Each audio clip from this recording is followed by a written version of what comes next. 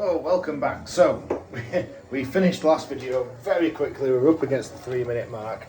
But what you can see here is that we've got our meatballs, our sausage, our tomato, stewing away with our onion, our garlic and our red wine. Now I wanted to just make a few other notes. So, yeah, as I said in the last video, things that we didn't see in the film. No, that's good. Keep that. See, things we didn't see in the film was the stock that I put in, but I think that's going to be pretty essential for giving some flavour. And we don't know that Clemenza didn't put the stock in after the end of the scene. It was over in 45 seconds. But if we could come back over to here, Becky, please, what you'll see is we've got some...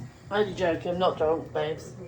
Alright, Attenborough. Well, you see we've got some bay leaf. I think absolutely guaranteed that in some kind of Italian ragu, some bay leaf will be coming in. And also what we've got here is some, if we could, go back up to me. This is the rind off some Parmesan. So you've been grating away, you've got the rind left, you chuck it in the bin. Don't do that. Oh my god, I did chuck some in the bin the other day. Yes, I noticed they were gone. Sorry, I didn't know. Yeah, anyway, not to worry. Put it in your ragu. It will add a wonderful flavour into there.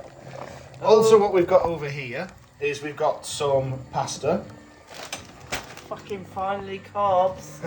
Everyone, I'm gonna eat carbs tonight, thank you. I've got 2 things to say about this. The first one is, in the last video we were saying about bolognese sauce and how a proper bolognese sauce doesn't have what we think it would have in this country. It doesn't have red wine, doesn't have tomato, and also they don't serve it with spaghetti.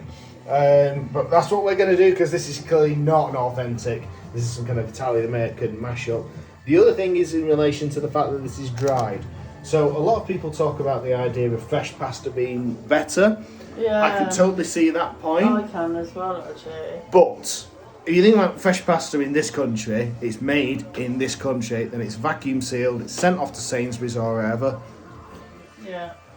And it sits on the shelves.